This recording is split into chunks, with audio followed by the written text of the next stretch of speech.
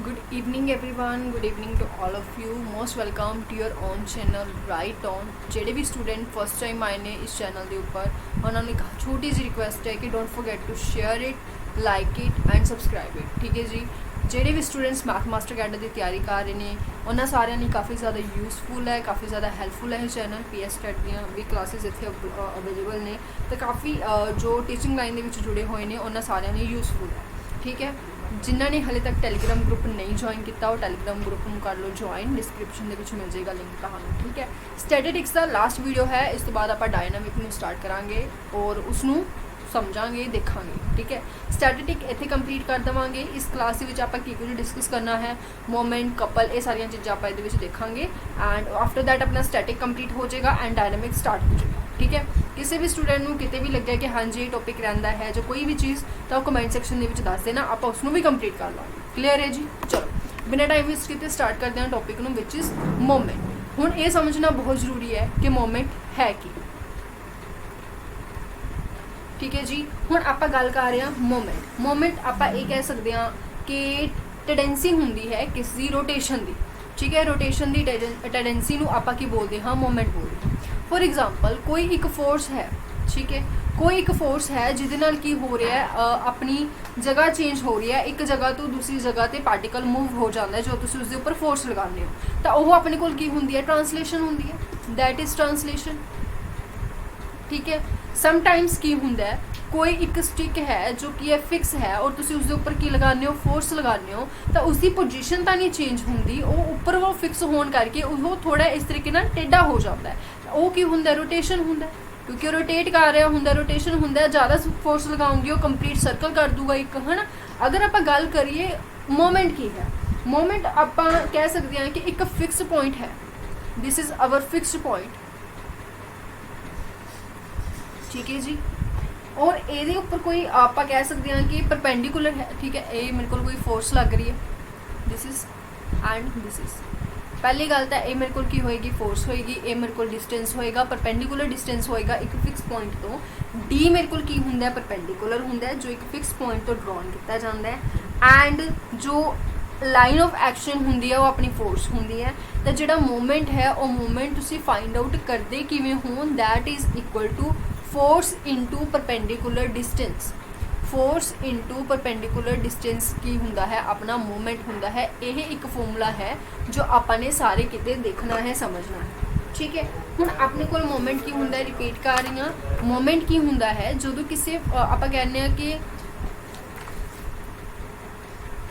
Then movement ਕੀ ਚੀਜ਼ ਹੈ ਜੀ, ਮੂਵਮੈਂਟ ਉਹ ਚੀਜ਼ ਹੈ ਜਦੋਂ ਤੁਹਾਡੇ ਕੋਲ ਕੀ ਹੋ ਰਿਹਾ, ਇੱਕ ਪੁਆਇੰਟ ਫਿਕਸ ਹੈ ਤੁਹਾਡੇ ਪਾਰਟੀਕਲ ਦਾ ਜਾਂ ਬੋਡੀ ਦਾ, ਤੇ ਤੁਸੀਂ ਉਸਦੇ ਉੱਪਰ ਕੀ ਲਗਾ ਰਹੇ ਹੋ, ਫੋਰਸ ਲਗਾ ਰਹੇ ਹੋ, ਤੇ ਤੁਸੀਂ ਦੇਖੋਗੇ ਕਿ ਉਹ ਸਰਕੂਲਰ ਮੋਸ਼ਨ ਦੇ ਵਿੱਚ ਕਵਰ ਅਪ ਹੋਊਗੀ। ਠੀਕ ਹੈ। ਤਾਂ ਉਹ ਕੀ ਹੁੰਦਾ ਹੈ, ਮੂਵਮੈਂਟ ਹੁੰਦਾ। ਔਰ ਤੁਸੀਂ ਇਸ ਦੇ ਵਿੱਚ ਫਾਈਂਡ ਆਊਟ ਕਿਵੇਂ ਕਰਨਾ ਹੈ, ਫਿਕਸ ਪੁਆਇੰਟ ਤੋਂ ਤੁਸੀਂ ਜਿਹੜੀ ਡਿਸਟੈਂਸ ਬਣਾ ਰਹੇ ਹੋ, ਪਰਪੈਂਡੀਕੂਲਰ ਡਿਸਟੈਂਸ ਹੋਣਾ ਚਾਹੀਦਾ ਹੈ ਇਨਟੂ ਫੋਰਸ। ਉਹ ਤੁਹਾਡੇ ਕੋਲ ਕਿਹਦੇ ਇਕੁਅਲ ਹੁੰਦਾ ਹੈ, ਮੂਵਮੈਂਟ ਦੇ ਇਕੁਅਲ ਹੁੰਦਾ ਹੈ। ਹੁਣ ਜੇਕਰ ਆਪਾਂ ਕਹਿੰਦੇ ਹਾਂ ਕਿ ਮੂਵਮੈਂਟ ਜ਼ੀਰੋ ਹੈ, ਠੀਕ ਹੈ, ਹੁਣ ਸਮਟਾਈਮਸ ਕਹਿ ਦਿੱਤਾ ਜਾਂਦਾ ਹੈ ਕਿ ਮੂਵਮੈਂਟ ਕੀ ਹੋਣਾ ਚਾਹੀਦਾ ਹੈ, ਜ਼ੀਰੋ ਹੋਣਾ ਚਾਹੀਦਾ ਹੈ। ਮੂਵਮੈਂਟ ਜ਼ੀਰੋ ਹੋਣ ਦਾ ਮਤਲਬ ਕੀ ਹੋ ਗਿਆ, ਮੂਵਮੈਂਟ ਜ਼ੀਰੋ ਹੋਣ ਦਾ ਮਤਲਬ ਹੋ ਗਿਆ ਕਿ ਜਦ ਫੋਰਸ ਇਨਟੂ ਪਰਪੈਂਡੀਕੂਲਰ ਡਿਸਟੈਂਸ ਕੀ ਹੋਏਗਾ, ਜ਼ੀਰੋ ਹੋਏਗਾ। ਇਟ ਮੀਨਸ ਜਾਂ ਤਾਂ ਫੋਰਸ ਜ਼ੀਰੋ ਹੋਏਗੀ ਜਾਂ ਡਿਸਟੈਂਸ ਜ਼ੀਰੋ ਹੋਏਗਾ। ਹੁਣ ਤੁਸੀਂ ਆਪ ਸੋਚ ਕੇ ਦੇਖੋ, ਜਦੋਂ ਫੋਰਸ ਜ਼ੀਰੋ ਹੈ ਤਾਂ ਇਹਦਾ ਮਤਲਬ ਕੀ ਹੋ ਰਿਹਾ ਕਿ ਕੋਈ ਵੀ ਫੋਰਸ ਇਹਦੇ ਉੱਪਰ ਲਗਾਈ ਹੀ ਨਹੀਂ ਜਾ ਰਹੀ। ਅਗਰ ਤੁਹਾਡੇ ਕੋਲ ਫੋਰਸ ਜ਼ੀਰੋ ਹੈ ਤਾਂ ਤੁਸੀਂ ਕਹੋਗੇ ਮੂਵਮੈਂਟ ਜ਼ੀਰੋ ਹੈ, ਜਾਂ ਤਾਂ ਤੁਹਾਡੇ ਕੋਲ ਫੋਰਸ ਜ਼ੀਰੋ ਹੋਣੀ ਚਾਹੀਦੀ ਹੈ ਜਾਂ ਫਿਰ ਡਿਸਟੈਂਸ ਜ਼ੀਰੋ ਹੋਣਾ ਚਾਹੀਦਾ ਹੈ। ਹੁਣ ਡਿਸਟੈਂਸ ਜ਼ੀਰੋ ਹੋਣ ਦਾ ਮਤਲਬ ਕੀ ਹੋ ਜਾਂਦਾ ਹੈ, ਡਿਸਟੈਂਸ ਜ਼ੀਰੋ ਹੋਣ ਦਾ ਮਤਲਬ ਇਹ ਹੋ ਜਾਂਦਾ ਹੈ ਕਿ line of action of force passing through the fixed point। ਹੁਣ ਪਰਪੈਂਡੀਕੂਲਰ ਡਿਸਟੈਂਸ ਦੇਖੋ ਆਪਣੇ ਕੋਲ ਕੀ ਹੋ ਗਿਆ, ਪਰਪੈਂਡੀਕੂਲਰ ਡਿਸਟੈਂਸ ਸੀਗਾ ਜੋ ਉਹ ਜ਼ੀਰੋ ਹੋ ਗਿਆ, ਮਤਲਬ ਇਹ ਵਾਲਾ ਪੁਆਇੰਟ ਤੇ ਇਹ ਵਾਲਾ ਪੁਆਇੰਟ ਸੇਮ ਹੋ ਗਏ।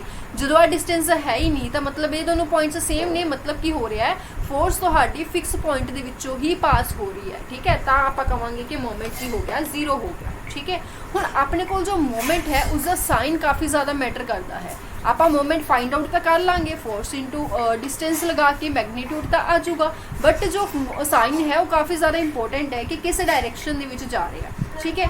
देखो ये जो मूवमेंट है वो दो तरीके दी डायरैक्शनस ਨੂੰ फॉलो करेगा, ਜਾਂ ਤਾਂ क्लॉकवाइज होएगा ਜਾਂ ਉਹ एंटी क्लॉकवाइज होएगा। ठीक है, ਜਾਂ ਤਾਂ ਤੁਹਾਡਾ जो मूवमेंट है वो क्लॉकवाइज डायरैक्शन ਦੇ ਵਿੱਚ ਜਾਏਗਾ ਜਾਂ ਫਿਰ ਤੁਹਾਡਾ जो मूवमेंट है वो एंटी क्लॉकवाइज डायरैक्शन ਦੇ ਵਿੱਚ ਤੁਹਾਨੂੰ ਨਜ਼ਰ ਆਊਗਾ।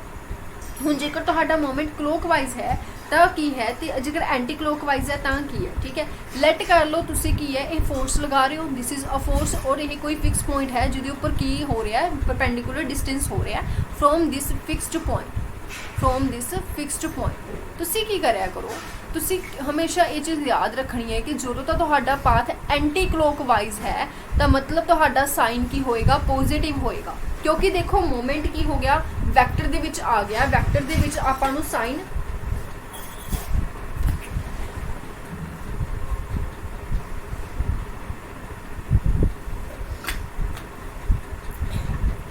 ਵੈਕਟਰ ਦੇ ਵਿੱਚ ਆਪਾਂ ਨੂੰ ਜੋ ਸਾਈਨ ਹੈ ਉਹ ਪਤਾ ਹੋਣਾ ਚਾਹੀਦਾ ਕਿ ਉਹ ਪੋਜ਼ਿਟਿਵ ਹੈ ਜਾਂ ਨੈਗੇਟਿਵ ਹੈ।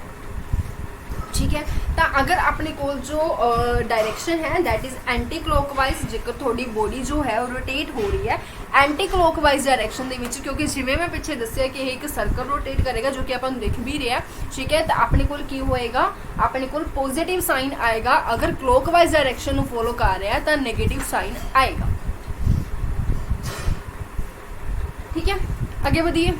हाँ जी, ਹੁਣ ਆਪਾਂ ਨੇ ਕਿਵੇਂ, ਆਪਾਂ ਨੂੰ ਚਲੋ ਮੋਮੈਂਟ ਪਤਾ ਲੱਗ ਜਾਏਗਾ ਫੋਰਸ ਇਨਟੂ ਡਿਸਟੈਂਸ ਕਰਕੇ, ਬਟ ਆਪਾਂ ਨੇ ਕਰਨਾ ਕਿਵੇਂ ਹੈ, ਕਰੀਏ ਕਿਵੇਂ, ਆਪਾਂ ਨੂੰ ਕਿਵੇਂ ਪਤਾ ਲੱਗੇਗਾ ਕਿਹੜੀ ਸਾਈਨ ਹੋਏਗੀ। ਸਾਈਨ ਦੇ ਨਾਲ ਤਾਂ ਇੱਕ ਸਾਈਨ ਦੇ ਨਾਲ ਸਾਰਾ ਕੁਐਸਚਨ ਗਲਤ ਹੋ ਜਾਊਗਾ ਸਾਡਾ, ਤਾਂ ਸਾਈਨ ਆਪਾਂ ਨੂੰ ਕਿਵੇਂ ਪਤਾ ਲੱਗੂਗਾ। ਆਪਾਂ ਕੀ ਕਰਿਆ ਕਰਾਂਗੇ, ਇਹ ਜੋ ਹੁੰਦਾ ਹੈ ਫੋਰਸ ਦਾ ਇੱਕ ਪੁਆਇੰਟ, ਇਹ ਮੇਰੇ ਕੋਲ ਹੈ ਦੂਸਰਾ ਪੁਆਇੰਟ। ਠੀਕ ਹੈ, ਇਸ ਨੂੰ ਆਪਾਂ ਫੋਰਸ ਦਾ ਕੀ ਬੋਲਦੇ ਹਾਂ, ਟਿਪ ਬੋਲਦੇ ਹਾਂ। ਠੀਕ ਹੈ ਜੀ, ਇਸ ਨੂੰ ਆਪਾਂ ਫੋਰਸ ਦਾ ਕੀ ਬੋਲਦੇ ਹਾਂ, ਟੇਲ ਬੋਲਦੇ ਹਾਂ। ਤਾਂ ਆਪਾਂ ਕੀ ਕਰਿਆ ਕਰਾਂਗੇ, ਟਿਪ ਟੇਲ ਤੋਂ ਸ਼ੁਰੂ ਕਰਿਆ ਕਰਾਂਗੇ। ਠੀਕ ਹੈ, टेल तो शुरू करते करते जो फिक्स पॉइंट है उसके अराउंड होंदे होंदे टिप तक जाया करांगे। ठीक है, टिप तक जाया करांगे तो जो डायरेक्शन फोर्स फॉलो कर रही है वही डायरेक्शन तुसी की करवानी है, अपने जो थोड़ी सर्कल बनेगा जो भी बनेगा उसनों फॉलो करवानी है। जो तुहाडी सॉरी इत्थे उल्टा हो गया, फोर्स फॉलो कर रही है वही डायरेक्शन तुसी सारे किते फॉलो करवानी है। ये मेरे को किहड़ी डायरेक्शन बन रही है, एंटी क्लॉकवाइज बन रही है, मतलब इत्थे मेरे को जिहड़ा साइन आएगा वो पॉजिटिव आएगा। बट बाय चांस तुहाडे कोल अगर क्लॉकवाइज डायरेक्शन बन जाती है तो तुसी उस दे मूहरे किहड़ा साइन लगा दोगे, नेगेटिव साइन लगा दोगे। इस तरीके नाल तुसी साइन नूं की कर सकते हो, समझ सकते हो। ठीक है, क्लीयर है। एक ਇਹਦੇ ਵਿੱਚ ਤੁਸੀਂ ਪੱਕਾ ਸੁਣਿਆ ਹੋਏਗਾ ਜਦੋਂ ਤੁਸੀਂ ਮੋਮੈਂਟ ਦੀ ਗੱਲ ਕਰਦੇ ਹੋ ਕਿ ਜੋ ਏਰੀਆ ਆਫ ਟ੍ਰਾਇੰਗਲ ਹੈ ਉਹ मोमेंट ऑफ फोर्स तो की हुंदा है डबल हुंदा है ना। वो की कहानी है, वो कहानी यही है कि जेड़ा मोमेंट हुंदा है वो मोमेंट मेरे को किस दे इक्वल हुंदा है जी, that is equal to force into perpendicular distance.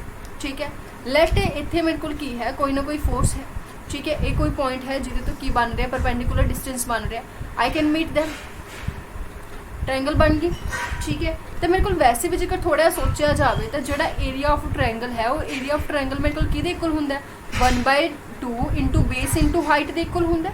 1/2 into base मेरे को कितना है, फोर्स है, हाइट मेरे को कितनी है, d है।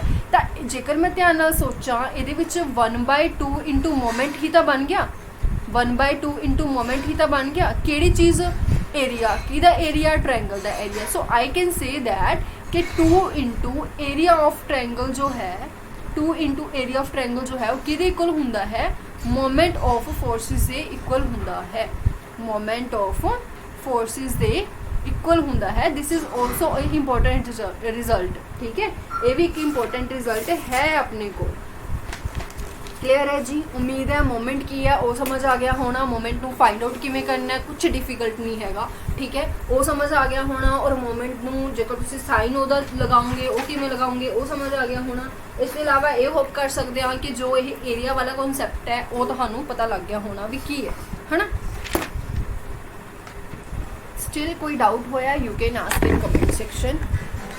नाउ आपां की करते हैं कि एग्जाम्पल करते हैं ताकि थोड़ा जिहा क्वेश्चन नू समझ सकीए कि मोमेंट क्वेश्चन करके किवें फाइंड आउट किया जा सकता है। ठीक है, हुण जेकर गल करिए, लैट मैनू की दिता होया एक स्क्वेयर दिता होया, स्क्वेयर दे विच 4 फोर्सिस ने। ठीक है, इत्थे मैं स्क्वेयर बना रही हाँ, दैट इज़ 4 फोर्सिस ने जिसनूं मैं नाम दे रही हाँ A B। ठीक है, एंड इत्थे मेरे कोल होएगा, इत्थे मेरे कोल होएगा एंड ए मेरे कोल होएगा। ठीक है। तो ये मेरे को चारों फोर्सिस ने which is A B C and D. ठीक है, तो इन्हों की लेंथ दी है, सारा कुछ दिता है, तो लगा लिए फिर। और यदि डायरैक्शन कुछ इस वे नाल मैनू दी हुई है, सारिया डायरैक्शनस दित्तियां हुई हैं। ठीक है, और इस दे विच जो ए बी की लेंथ है दैट इज़ 3। ठीक है जी, बी सी की लेंथ है 6, यदि लेंथ है 4 और इसकी लेंथ है 9। इन्होंने क्या है, मैंने की करना है, मोमेंट फाइंड करना है। ठीक है, मैंने की करना है, sorry, algebraic sum of moment find करना है।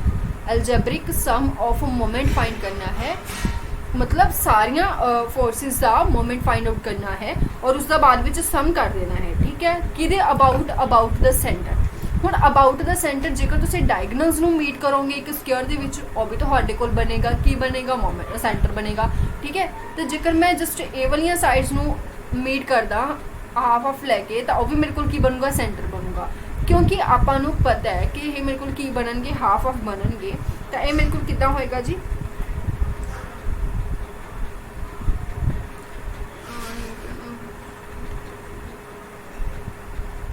ठीक है। और इस दे विच मैनू हर एक साइड की जो है वो लेंथ दी हुई है। कहते हर एक साइड की जो लेंथ है वो लेंथ थानू कितनी दी हुई है, 4 सेंटीमीटर दी हुई है। तुम कहोगे मैम जो 3649 लिखा ये लेंथ नहीं सी, नहीं ये लेंथ नहीं सी। ठीक है, ये अपने को की सीगा फोर्स का magnitude given, force given C. ठीक है, सो ये अपने को कितनी है पूरी, अगर 4 है then it is very clear to understand. A part भी 2 होएगा, ए पार्ट भी 2 होएगा, ए पार्ट भी 2 होएगा और ए पार्ट भी 2 होएगा। और ये मेरे को है सेंटर जिसनों मैं ओ दे रही हूँ, नाम दे रही हूँ ओ। और मैंने हुण की फाइंड करना है, मैंने मोमेंट फाइंड करना है अबाउट ओरिजन या अलॉन्ग ओरिजन कह जानी है मैं, सेंटर। ठीक है, तो हुण देखो इसनों करांगे किवें। पहली गल तो आप ए बी तो शुरू करिए। ठीक है, तो जेकर आप कहिए कि moment of A B along O, मतलब मैंने ए बी का मोमेंट फाइंड करना है कि अलॉन्ग ओ दे अलॉन्ग। तो ये तो सानू आंदा है जी, ये मेरे को ए बी फोर्स है। ठीक है, ये मैंने की करना है, मैंने को पता है मैंने जो मोमेंट होंगे that is force into perpendicular distance. Here मेरे को फोर्स कितनी है 3। ओके, और जो मेरे को परपेंडिकुलर डिस्टेंस है, और परपेंडिकुलर डिस्टेंस कितना है 2। कि अलॉन्ग मैं सेंटर के अलॉन्ग गल कर रही हूँ, दैट्स वाई 2 लिया गया। ठीक है, हुण ये मैंने पता है कि 6 आऊगा, बट क्वेश्चन इत्थे अराइज हो जाता है कि इत्थे मैडम ने कोई साइन वाली गल भी कही सी कि पॉजिटिव साइन लगाना, नैगेटिव साइन लगाना, वो किवें करना है। तो याद करो मैंने तुहानू किद्दां दस्सिया सी कि एक फोर्स की टिप और टेल नू फड़ लो, टेल तो करो शुरुआत, और जिस दे अलॉन्ग तुसी की करना है मोमेंट फाइंड आउट करना है, उस दे उपर दी हुंदे होए उसदी टेल टिप दे नाल उसनू मिला दो। तो इसमें मैं थोड़ा डार्क कर देनी है, तो कुछ इस तरीके नाल तुहाडे कोल पूरा दा पूरा रोटेशन कवर हो जाऊगा। तो हुण जिहड़ी डायरैक्शन दे विच ए भी जा रहा सी, ए भी इस डायरैक्शन दे विच जा रहा सी, इस डायरैक्शन दे विच ही ये तुहाडा पूरा दा पूरा सर्कल जाएगा। तो हुण तुसीं आप देखो ये किहड़ी डायरैक्शन है, क्लॉकवाइज कि एंटी क्लॉकवाइज। अगर एंटी क्लॉकवाइज डायरैक्शन है तो तुसीं कहोगे पॉजिटिव साइन आएगा, अगर क्लॉकवाइज डायरेक्शन है तो तुम कहोगे नेगेटिव साइन आएगा। क्योंकि मैं देख पा रही हूँ क्लॉकवाइज है, एंटी क्लॉकवाइज है तो पॉजिटिव साइन आऊगा। हूँ सिमिलरली मैंने की करना है, मोमेंट ऑफ मैंने बी सी फाइंड करना है कि दे अलॉन्ग, सिमिलरली ओ दे अलॉन्ग ही फाइंड करना है। तो पहला थोड़ा साफ कर लिए डायग्राम में, है ना। हूँ जेकर मैं बी सी दे अलॉन्ग की कर रही हूँ, इनू चलो इन्ना तो होएगा भी नहीं, है ना, टाइम ज़्यादा लगेगा, मोटा मोटा कर लिया। चलो, तो हुण इहदे विच देखो मैंने की करना, बी सी दे करना। तो बी सी दे विच भी तो मेरे को बेस इंटू बेस कहेगी फोर्स इंटू परपेंडिकुलर लगेगा। फोर्स मेरे को कितनी है 6 है, परपेंडिकुलर मेरे को कितना है 2, मतलब मेरे को 12 आएगा। क्वेश्चन अराइज फिर हो जाता है कि पॉजिटिव आऊगा या नेगेटिव आऊगा। तो इहदी की फड़ो जी, टेल फड़ो, जिस दे अराउंड तुसी जिस दे मतलब अलॉन्ग फाइंड कर रहे हो, ओहदे अलॉन्ग फाइंड कर रहे हो, ओहदे उपर दे हुंदे हुंदे इसनू इत्थे मिला दो। क्योंकि यह डायरेक्शन इधर जा रही सी तो इधर ही जाई जाओ, इधर जा रहे हो तो चेक कर लो ये क्लॉकवाइज है या एंटी क्लॉकवाइज है। तो हुण मैनू ये लग रहा है कि ये जी डायरेक्शन है, ये डायरेक्शन केड़ी है। अच्छा मैंने इत्थे डायरेक्शन उल्ट लै ली, सॉरी, ये मेरी गलती है। तो इसनू थोड़ा सही कर लैंदे आ। इत्थे डायरेक्शन दरअसल उल्ट सीगी, ठीक है, ये दरअसल इस डायरेक्शन दे विच जा रहा सी। क्योंकि ये इस डायरेक्शन दे विच जा रहा सी तो इत्थे भी फर्क पै जाएगा, ये दरअसल उल्टा होएगा। ठीक है, उम्मीद है पहली गल तो समझ आ गया होना, मेरी इत्थे मिस्टेक में इग्नोर करियो। तो ये इस डायरेक्शन दे विच जाएगा। हाँ जी, इस डायरैक्शन के विच जाएगा। तो हुण ये डायरैक्शन देख लो क्लॉकवाइज है या एंटी क्लॉकवाइज है, तो यह क्लॉकवाइज डायरैक्शन है। क्योंकि यह क्लॉकवाइज डायरैक्शन है तो इत्थे मेरे को की होएगा माइनस होएगा। सिमिलरली मैंने मोमेंट फाइंड करना है सी डी का कि अलोंग ओ दे अलोंग, तो उत्थे मेरे को की होएगा फोर्स इंटू परपेंडिकुलर, तो फोर्स इंटू परपेंडिकुलर 4 इंटू 8 आ जाएगा। बट ये पॉजिटिव आऊगा, जो नेगेटिव तो मैं थोड़ा दसना चाहनी है ये भी नेगेटिव आऊगा। ठीक है, ये भी नेगेटिव आऊगा क्योंकि इतने मैं फोर्सेस ही सारिया गलत ले बैठी हाँ। सो 1 मिनट। हुण तुसीं कहोगे मैम सानू फोर्सेस का किवें पता लगेगा, तो क्वेश्चन के अकॉर्डिंग जिमें जिमें दिता होएगा। ठीक है, तो इत्थे मैंने डी ए दिता होया सी, मैं ए डी के अकॉर्डिंग लै ली। तो जिमें जिमें नेम थानू दिते होणगे उवें उवें ही तुसीं फोर्सेस लैणियां ने। ठीक है, जिवें मैंने इत्थे सैकेंड दे विच गलती की हुई है, ये मेरे को जो है ये मेरे को सी बी है ना कि बी सी। ठीक है, और ये भी मेरे को की है डी सी है ना कि सी डी। सो वैक्टर दे विच फर्क पैंदा है। सो वो वाली चीज़ है। ठीक है, सिमिलरली तुसी मोमेंट फाइंड आउट करोगे किदा डी ए दा। ठीक है, वो मेरे को कितना आएगा, वो मेरे को आएगा ये मेरे को हैगा सी 9 हैगा सी मे बी। ठीक है, 9 इंटू 2 करोगे, बट पॉजिटिव जो है नेगेटिव वो तुसी चेक करोगे तो पॉजिटिव आएगा। और उसके बाद सबदा कर दोगे ऐड, सबदा करके ऐड मेरे को की आ जाऊगा एल्जेब्रिक सम ऑफ मोमेंट्स आ जाऊगा। सो इस तरीके नाल क्वेश्चन नू आराम नाल तुसी कर सकते हो। ਉਹਦੇ वास्ते ਤੁਹਾਨੂੰ पता होना चाहिए कि मोमेंट ਨੂੰ फाइंड आउट किवें करना है और मोमेंट का साइन यूज़ किवें करना है। ठीक है, हुण चलो मोमेंट वाला पार्ट आपां कंप्लीट करांगे, फिर ही कपल वाल बढ़ांगे। तो मोमेंट वाले पार्ट दे विच होर किहड़ी चीज़ आ जाती है, एक थ्योरम भी आ जाती है जिसनूं आपां ब्रिगनन थ्योरम कहते हैं। ब्रिगनन थ्योरम तो बाद आपां मोमेंट वाले पार्ट दे विच याद करो इक्विलिब्रियम जो मैंने दस्सिया सी उहनूं भी कवर करांगे। ट्रायंगल लॉ हो गया उहनूं भी कवर करांगे। ठीक है, पर ट्रायंगल लॉ दे लई तां आपां नूं चलो देख लिया। ठीक है, ठीक है, तो फिर उसके बाद अपना मोमेंट कंप्लीट एंड कपल शुरू। दैन अपने को इस तो बाद आ जाती है ब्रिगनन थ्योरम।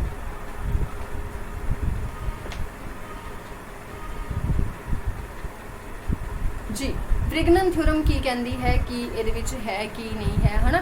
तो ब्रिगनन थ्योरम आपको ये चीज़ कहती है कि जेकर तुहाडे कोले तुसी मोमेंट्स का दो फोर्सिस दित्तियां हुई हैं, दो फोर्सिस के मोमेंट्स का अलजेब्रिक सम कढ़ते हो।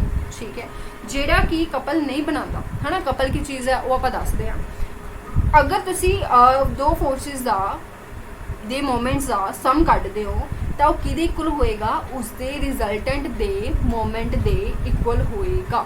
क्लीयर, कुछ डिफिकल्ट नहीं है। दोबारा बोल रही हाँ कि जेकर तुसी दो फोर्सिस के मोमेंट का अलजेब्रिक सम कढ़ते हो तो वह उन्होंने फोर्सिस के रिजल्टेंट के मोमेंट के इक्वल होएगा।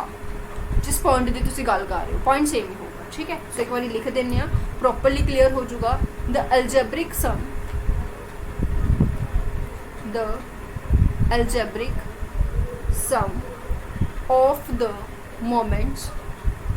of the moments of two coplanar forces,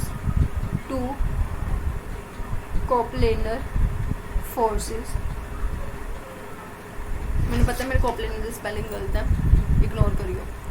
not forming a couple, जो एक कपल नहीं बना रही। हुण ये चीज़ अपन अगे जाके उदो ही समझ आऊगी जो आप कपल पढ़ांगे। ठीक है, not forming a couple about any point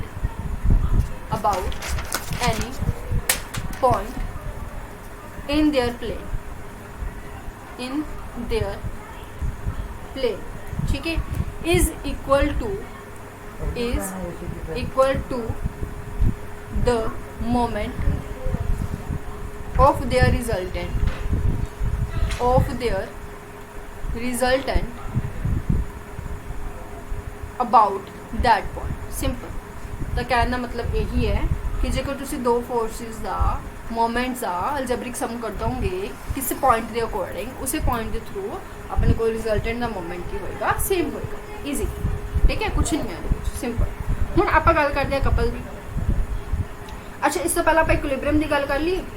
ठीक है, इक्विलिब्रियम दे विच आपां ने पढ़िया सी कि अपने को दो कंडीशनस होंदियां इक्विलिब्रियम दियां दो कंडीशनस किहड़ियां होंदियां कि एक कंडीशन होंदी है कि अलजेब्रिक वेक्टर सम की होना चाहिए है 0 होना चाहिए। दूसरी कंडीशन याद करो पढ़ी सी ਆਪਾਂ ਪੜ੍ਹੀ ਸੀ ਕਿ ਮੋਮੈਂਟਸ ਦਾ ਵੈਕਟਰ ਸਮ 0 ਹੋਣਾ ਚਾਹੀਦਾ ਹੈ। ਤੁਹਾਨੂੰ ਮੋਮੈਂਟ ਕੱਢਣਾ ਆ ਗਿਆ ਨਾ, ਤਾਂ ਮੋਮੈਂਟ ਅਗਰ ਤੁਸੀਂ ਕੱਢੋਗੇ ਉਹਨਾਂ ਮੋਮੈਂਟਸ ਨੂੰ ਕੱਢ ਕੇ ਤੁਸੀਂ ਉਹਨਾਂ ਦਾ ਵੈਕਟਰ ਸਮ ਕਰੋਗੇ ਤਾਂ ਉਹ ਤੁਹਾਡੇ ਕੋਲ 0 ਆਊਗਾ। ਇਹ ਦੋਨੋਂ ਕੰਡੀਸ਼ਨਸ ਕਿਹਦੀਆਂ ਨੇ? ਇਕੁਇਲਿਬ੍ਰੀਅਮ ਦੀਆਂ ਨੇ। ਠੀਕ ਹੈ, ਈਜ਼ੀ, ਹੁਣ ਸਮਝ ਆ ਗਿਆ। ਹੁਣ ਅਗਰ ਕੋਈ ਡਾਊਟ ਹੋਇਆ ਪੁੱਛ ਲਿਓ। ਠੀਕ ਹੈ, ਚਲੋ ਹੁਣ ਗੱਲ ਕਰਦੇ ਹਾਂ couple the. Now what is couple?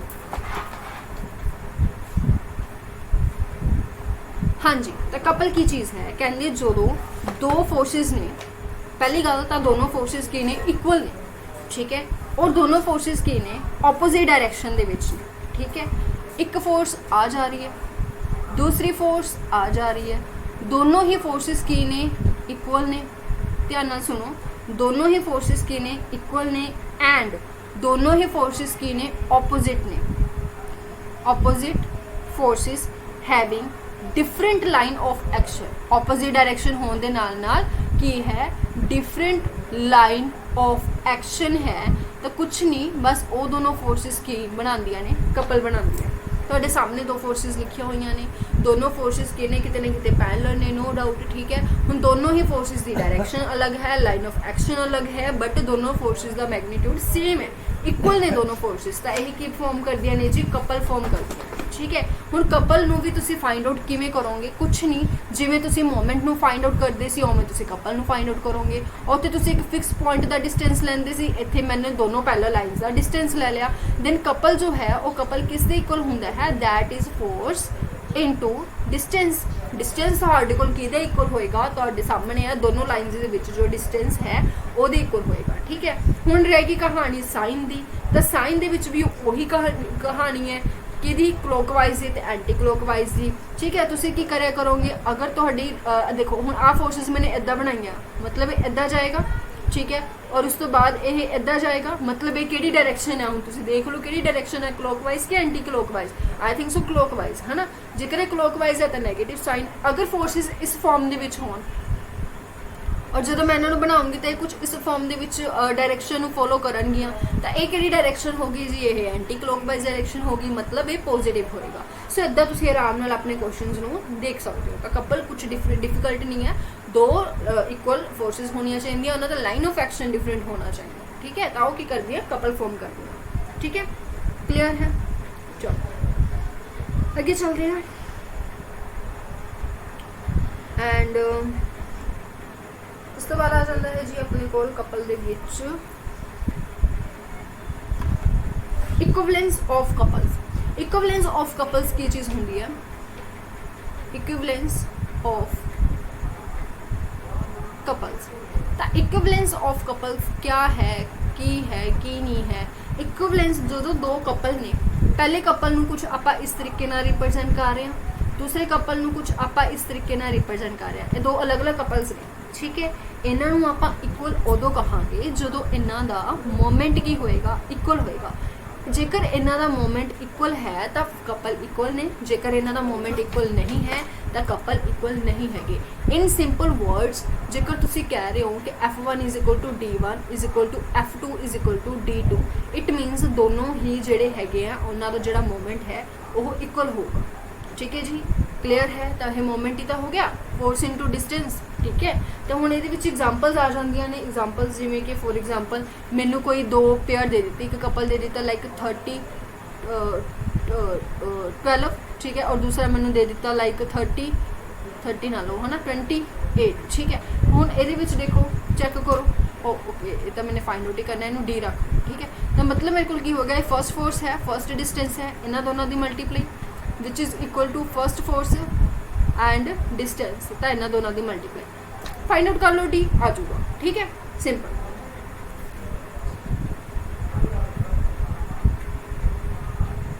ਹੁਣ ਇਸ ਦੇ ਵਿੱਚ ਕੁਝ ਰਿਜ਼ਲਟ ਵੀ ਨੇ। ਉਹ ਰਿਜ਼ਲਟ ਕੀ ਨੇ? ਉਹ ਰਿਜ਼ਲਟ ਇਹ ਆਪਾਂ ਦੇਖ ਰਹੇ ਹਾਂ। 1 minute.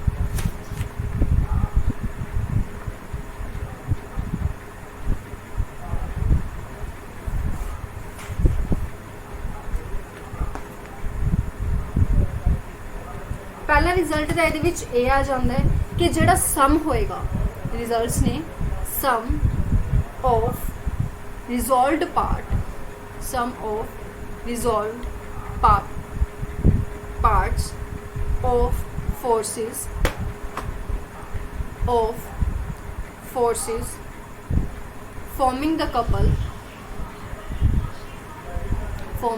couple along x-axis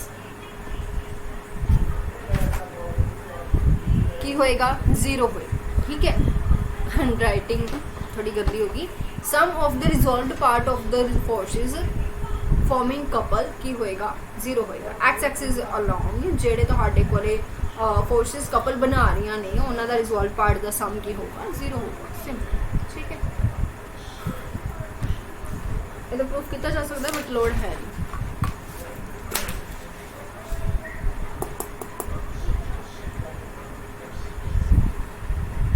second result ये की है, सैकेंड रिजल्ट ये भी है कि जेकर तुसी किसी भी फोर्स का रिजल्टेंट कढ़ते हो, ठीक है, कपल कढ़ते हो, ठीक है, तो दोबारा की आती है फोर्स ही आती है। So you can say that resultant of a force and couple is again a single force. वो की होएगी सिंगल फोर्स, एक मतलब एक ही फोर्स होएगी। ठीक है जी, क्लियर है। अनदर रिजल्ट, ठीक है, दो तीन नहीं है, है नहीं।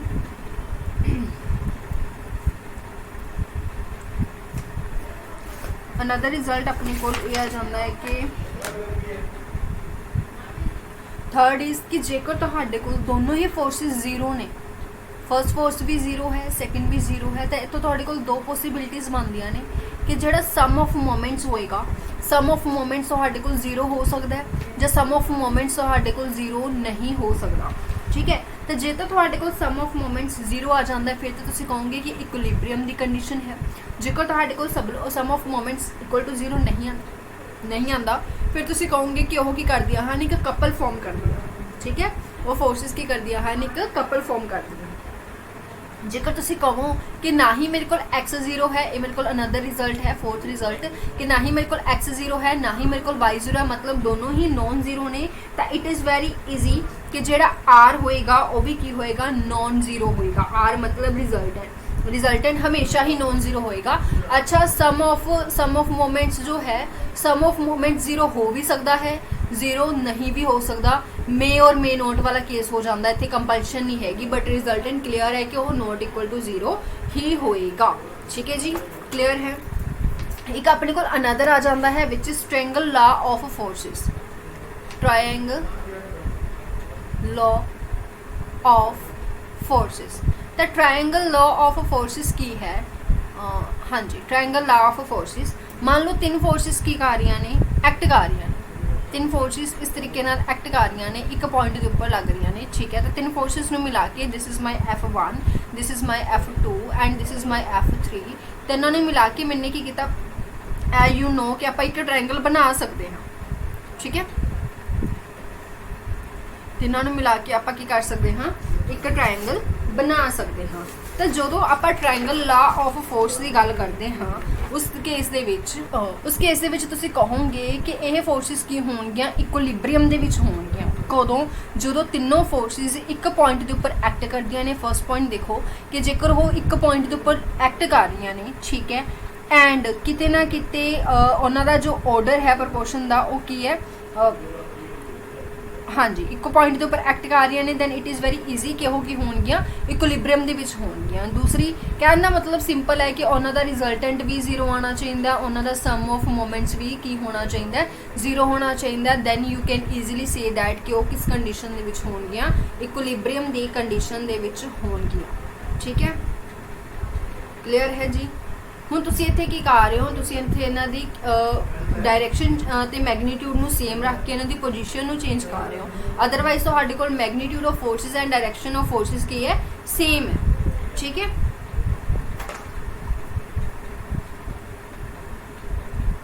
ते एक है triangle theorem of moments last.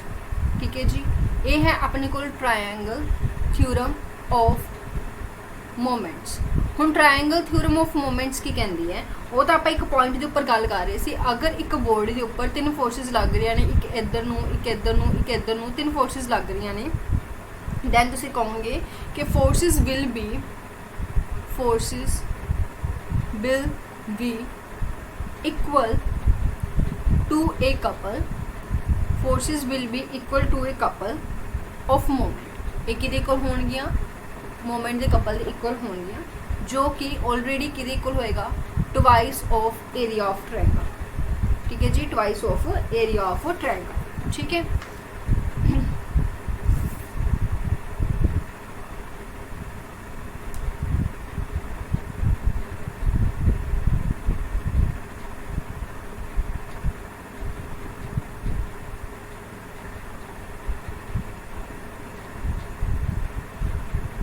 Clear है इक्विवेलेंट इक्वल नहीं इक्विवेलेंट कहते ਜਿਹੜੀਆਂ फोर्सेस ने की होंगे equivalent to a couple of the moment equal and twice of the area इसमें मैं प्रॉपरली लिख देनी है मैंने प्रॉपरली नहीं लिखा ता करके हो सकता थोड़ी बहुत कन्फ्यूजन रह जाए सो वो मैं चाहती नहीं कि रहे ठीक है सो इसनों प्रॉपरली लिख लें कि अगर तुहाडे कोल 3 फोर्सेस ने एक बॉडी के उपर लग रही ने और उन्होंने मैगनीट्यूड है डायरैक्शन है लाइन ऑफ एक्शन है ठीक है सारा कुछ तुसी एक ट्रायंगल दे विच रिप्रेजेंट कर सकते हो ठीक है और टेकन इन ऑर्डर भी है उन्होंने आप इक्विवेलेंट कवांगे उस couple sorry they are equivalent to a couple whose moment is they are equal to a couple उस कपल दे इक्वल होणगियां whose moment is equal to twice the area of the triangle twice the area of triangle ठीक है ये है अपने को triangle of forces that's it sorry triangle theorem of moment ठीक है और इस कुछ नहीं है अपना इतने जो स्टैटिक्स है वो कंप्लीट होता है इस तो बाद अपना डायनामिक स्टार्ट होएगा डायनामिक कंप्लीट करांगे ठीक है उस तो बाद देखते हैं फिर आप केड़ा चैप्टर स्टार्ट करना है 3 चैप्टर्स ने रह गए कर लाँगे हम देखते हैं ठीक है जी थैंक यू